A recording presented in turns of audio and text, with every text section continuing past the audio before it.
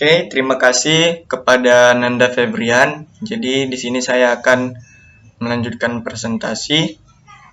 Saya akan membacakan cara kerja sistem bahan bakar bensin. Oke, teman-teman bisa dilihat di sini gambar animasinya. Ini merupakan cara kerja dari sistem bahan bakar bensin. Nah, bisa dilihat pada gambar ini, teman-teman. Oke. Nah, kita lanjut.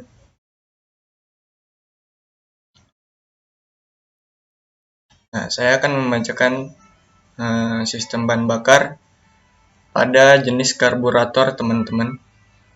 Oke, pada sistem karburator ini dimulai pada pompa bensin yang bersifat mekanis. Pompa ini terletak pada blok silinder yang digerakkan oleh tonjolan camshaft. Namun, di beberapa mobil sudah menggunakan pompa bensin elektrik, teman-teman. Atau yang biasa kita kenal itu injeksi. Nah, dia sudah menggunakan pompa bensin elektrik. Kemudian, saat mesin dalam posisi start, pompa akan menyerap bensin dari tangki menuju filter ke bahan bakar. Kemudian, setelah pompa menyerap bensin, di dalam filter, bensin tersebut disaring serta dipisahkan oleh water sedemikian rupa untuk menghasilkan bensin yang murni agar dapat menghasilkan proses pembakaran yang sempurna, teman-teman. Nah, kemudian setelah proses tersebut, bensin murni yang telah disaring mengalir ke arah karburator. Kemudian di dalam karburator, bensin masuk ke dalam ruang pelampung. Di dalam karburator itu ada pelampung, teman-teman. Nah, jadi setelah bensin murni tersebut disaring dari filter bensin, nah masuklah bensin tersebut ke karburator. Di dalam karburator, bensin masuk ke dalam ruang pelampung. Seperti itu, teman-teman. Kita lanjut. Nah, kemudian di dalam karburator itu terdapat berbagai komponen-komponen penyusun. Di antara banyaknya komponen penyusun tersebut, terdapat beberapa komponen inti karburator antara lain. Nah, jadi ini merupakan komponen inti pada karburator, yaitu ruang pelampung yang tadi kita sebutkan. Kemudian ada pelampung. Di dalam ruang pelampung tersebut terdapat pelampung tentunya. Kemudian di situ ada main jet dan pilot jet, atau yang biasa disebut itu spuyer, teman-teman. Kemudian ada venturi, kemudian ada throttle gas, di mana throttle gas itu berfungsi sebagai pengatur menariknya katup karburator sebagai menaikkan RPM-nya, teman-teman. Kemudian ketika mesin start, udara mengalir dari filter udara masuk ke ruang karburator dan melewati venturi. Nah, seperti itu. Ketika mesin dalam kondisi start, udara tersebut mengalir dari filter udara masuk ke ruang karburator, kemudian melewati venturi. Nah, seperti itu, teman-teman.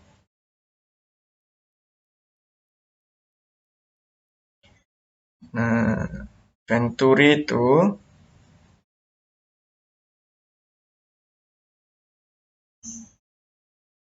sebentar, teman-teman.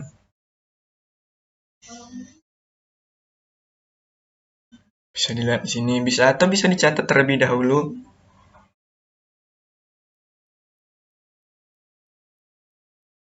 Nah,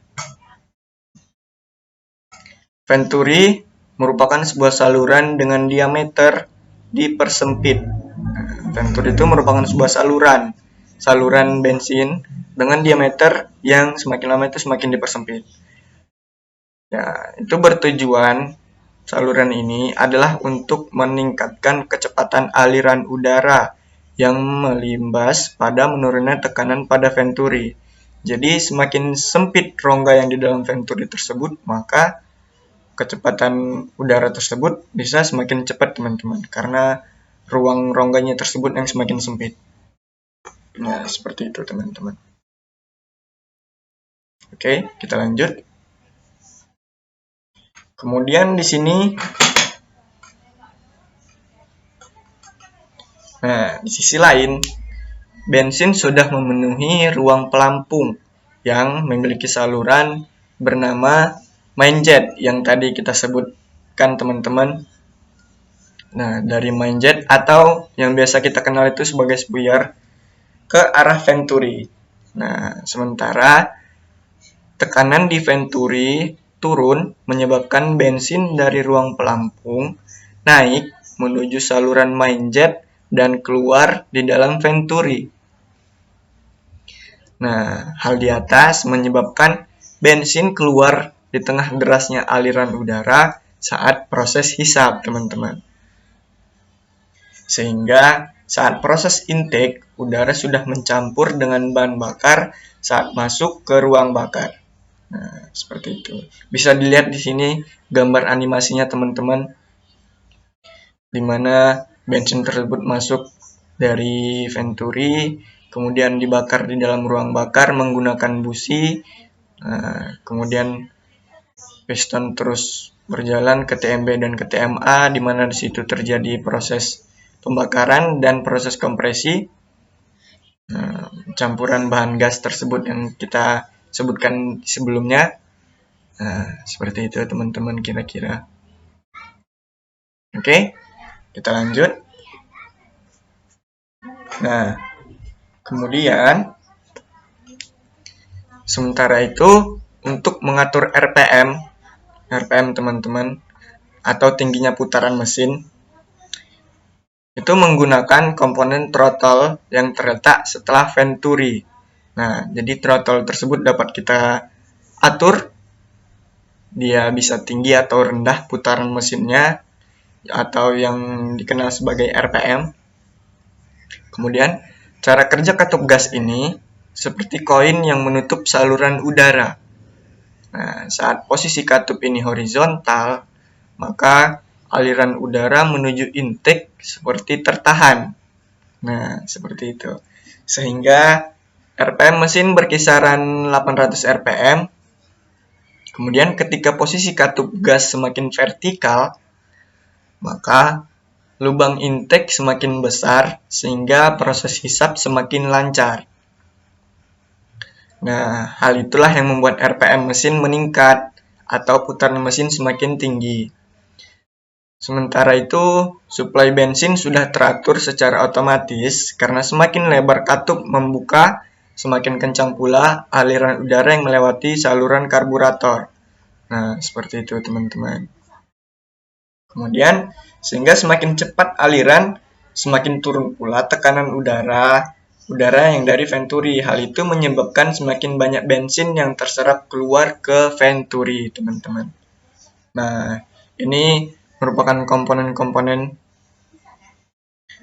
Di sini ada throttle, di sini kemudian ada bushing, nah lalu ada gear housing, kemudian DC motor spring, ada DC motor, kemudian ada pinion, lalu ada double gear, kemudian ada cover atau sensor, lalu ada co-molded shaft, kemudian ada bearing, lalu ada spring double effect, sini ada bore, di sini ada bushing, kemudian ada gasket dan idle screw, teman-teman.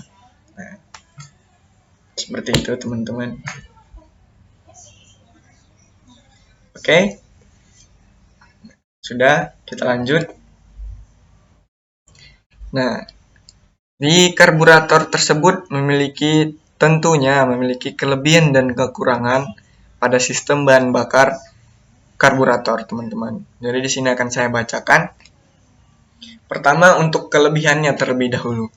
Untuk kelebihan karburator ini masih lebih banyak digunakan pada sepeda motor. Kenapa masih lebih banyak digunakan? Nah, salah satunya disebabkan karena karburator lebih murah dibandingkan sistem injeksi. Ya, benar teman-teman.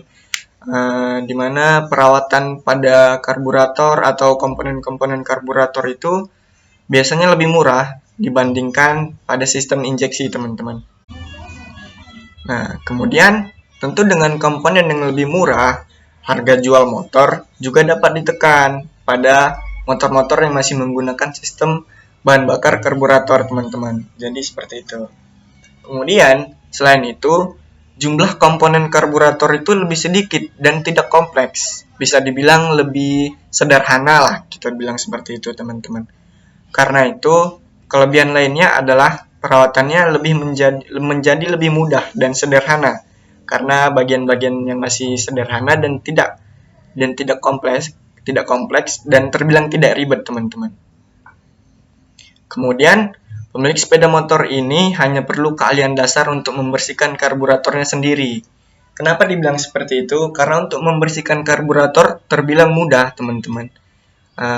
Diperlukan hanya kepintaran atau kepandaian. Kita untuk searching di Google juga itu banyak artikel-artikel yang menjelaskan tentang cara membersihkan karburator, teman-teman. Dan juga cara mengatur angin pada karburator itu, teman-teman. Kemudian, motor dengan sistem karburator juga lebih mudah ditingkatkan performanya.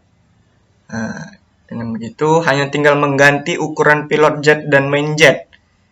Apabila ukuran pilot jetnya diubah menjadi lebih besar, maka pemasukan bensin ke dalam karburator itu menjadi lebih banyak sesuai dengan kebutuhan mesin. Jadi, putaran mesin di awal atau di atas RPM tinggi bisa kita atur sedemikian rupa sesuai dengan keinginan kita masing-masing. Nah, seperti itu, teman-teman. Kemudian, hal ini sulit dilakukan pada motor dengan sistem injeksi, karena pada bagian injeksi itu terbilang sulit dan komponen-komponennya tidak bisa mudah untuk diubah-ubah dan membutuhkan setting secara komputer, teman-teman, atau secara elektrik seperti itu. Oke, teman-teman, kita lanjutkan kembali. Nah, untuk kekurangan pada sistem karburator ini, motor butuh penyetelan yang tepat agar campuran bahan bakar dan udara atau air fuel ratio atau AFR optimal. Nah, untuk yang sebelumnya, kita dapat mengganti pilot jet dan main jet tersebut itu tentunya harus dengan ukuran-ukuran yang tertentu dan dengan penyetelan berbagai macam ukuran agar kinerja mesin tersebut dapat bekerja dengan sempurna dan sesuai dengan keinginan kita masing-masing. Apabila dia terlalu besar, maka putaran motor tersebut akan terasa ngempos atau tidak ada tenaganya, atau bisa dibilang kosong ketika kita gas. Nah, masalahnya AFR ini sering berubah karena getaran selama berkendara. Pemilik kendaraan pun harus repot menyetel AFR. Kecuali memang ia berniat untuk menaikkan performa motor sebagaimana yang dijelaskan sebelumnya tadi, teman-teman. Nah, kemudian selain itu, untuk melakukan penyetelan yang tepat, pemilik motor dengan sistem ini juga memerlukan alat tambahan. Tentunya biaya tambahan juga harus dikeluarkan, teman-teman, seperti itu. Kemudian, motor bersistem karburator juga diyakini lebih boros bahan bakar. Kenapa? Pada sistem injeksi AFR dikontrol dengan perangkat elektronik, sehingga pembakaran jauh lebih baik dan efisien. Nah, seperti itu, teman-teman. Bisa dibilang karburator ini lebih boros pemakaian konsumsi bahan bakarnya, teman-teman. Sebenarnya kita bilang boros tidak juga, itu tergantung pemakaian orangnya masing-masing. Kalau kita sering membuka katup RPM lebih tinggi, maka biasanya konsumsi bahan bakar itu lebih banyak masuk asupan ke dalam karburator, sehingga seperti itu dapat terasa lebih boros, teman-teman. Kira-kira seperti itu.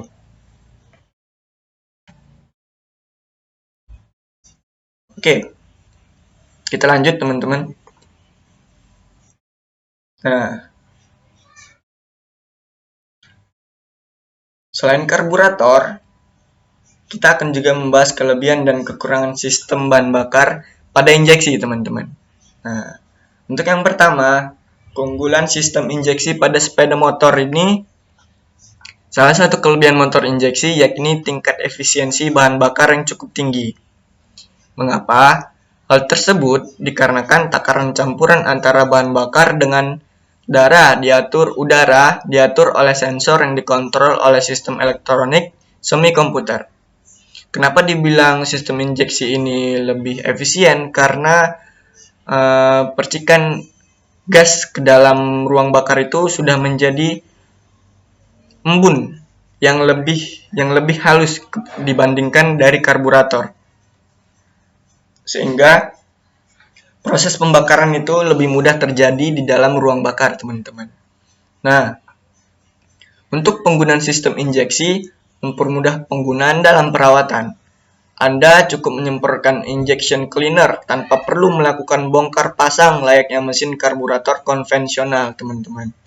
Nah, untuk membersihkannya kita hanya perlu menyemprotkan cairan tersebut, cairan injection cleaner. Kita hanya menyemprotkannya ke dalam injektor dan kita perlu untuk menaikkan RPM-nya agar dia dapat membersihkan pada ruang bakar di dalamnya di dalam injeksi tersebut, teman-teman. Kemudian sistem mesin injeksi ini mampu menekan emisi gas buang sehingga lebih ramah lingkungan, teman-teman. Dibandingkan karburator, injeksi ini lebih ramah lingkungan karena emisi gas buangnya. Sistem mesin injeksi ini mampu menekan emisi gas buang, teman-teman. Seperti itu. Oke, kita lanjut. Nah, untuk kekurangannya sendiri pada sistem injeksi sepeda motor, yaitu sebagai salah satu terobosan baru dalam sistem mesin motor, terkadang tak semua bengkel mampu menangani motor dengan sistem injeksi, teman-teman. Hal tersebut dikarenakan belum semua bengkel memiliki alat khusus untuk memeriksa mesin injeksi yang banyak memiliki sensor elektronik.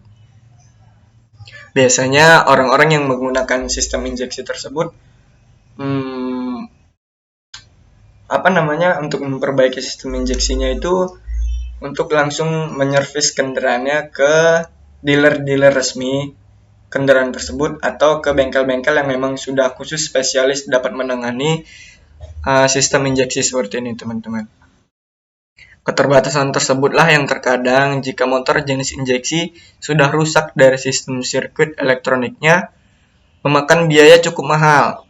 Nah, selain itu, sumber daya manusia yang menangani jenis motor injeksi pun harus yang sudah paham, teman-teman. Seperti yang saya bilang tadi, seperti mekanik-mekanik yang ada di dealer resmi, karena mereka memang sudah paham untuk melakukan sistem injeksi, atau bengkel-bengkel yang sudah canggih yang memiliki komputer untuk menyetel sistem injeksi tersebut. Salah dalam menservis motor bukannya menjadi benar, justru kerusakan bisa merembet ke komponen-komponen lainnya. Karena pada sistem injeksi ini dapat terbilang dia sistemnya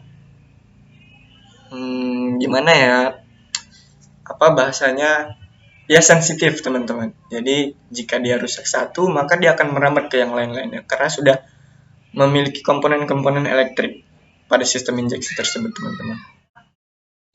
Oke, untuk selanjutnya, jika dilihat dari sisi spare part, motor dengan sistem injeksi relatif lebih mahal jika dibandingkan dengan sistem karburator. Utamanya pada jenis-jenis motor matic injeksi, selain harga spare part yang cukup mahal, komponen sistem injeksi pada sepeda motor pun memerlukan alternator, alias alat pembangkit listrik dengan daya yang cukup tinggi, teman-teman.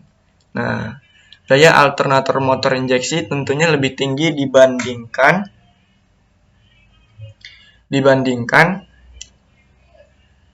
motor dengan sistem karburator konvensional. Nah, hal tersebut dikarenakan banyaknya komponen-komponen elektrik yang membutuhkan suplai daya pada sistem injeksi, teman-teman. Kemudian, seperti telah kita singgung di atas, sistem motor injeksi memiliki sistem elektronik yang cukup kompleks. Hal ini cukup membuat sistem injeksi sensitif terhadap masalah kelistrikan. Jika terjadi kabel putus atau korosi saja pada suatu tempat, hal tersebut akan mengakibatkan Nah, jika terjadi kabel putus atau korosi saja pada satu tempat, hal tersebut akan mengakibatkan terganggunya kinerja motor dan berpengaruh pada sistem-sistem yang lain, teman-teman. Seperti itu. Oke, kita lanjut. Nah, di sini ada juga jenis-jenis bensin, teman-teman. Bensin dibuat dari minyak mentah, cairan berwarna hitam yang dipompa dari perut bumi dan biasa disebut dengan minyak bumi. Cairan ini mengandung hidrokarbon atau atom-atom karbon dalam minyak mentah ini berhubungan satu dengan yang lainnya dengan cara membentuk rantai yang panjangnya yang berbeda-beda. Kemudian, molekul hidrokarbon dengan panjang yang berbeda akan memiliki sifat yang berbeda pula. Seperti CH4 atau metana merupakan molekul paling ringan, bertambahnya atom C dalam rantai tersebut akan membuatnya semakin berat. Nah, kemudian 4 molekul pertama hidrokarbon adalah metana, etana, propana, dan butana. Dalam temperatur dan tekanan kamar, keempatnya berwujud gas dengan titik didih masing-masing minus 107, minus 67, minus 43, dan minus 18 derajat Celcius. Berikutnya, dari C5 sampai dengan C18 berwujud cair, dan mulai dari C19 ke atas berwujud padat. Nah, oke teman-teman, mungkin sekian yang dapat saya jelaskan pada sistem pembakaran pada sistem karburator dan injeksi pada sepeda motor, dan presentasi yang akan dilanjutkan oleh Saudara Gilbert. Terima kasih teman-teman.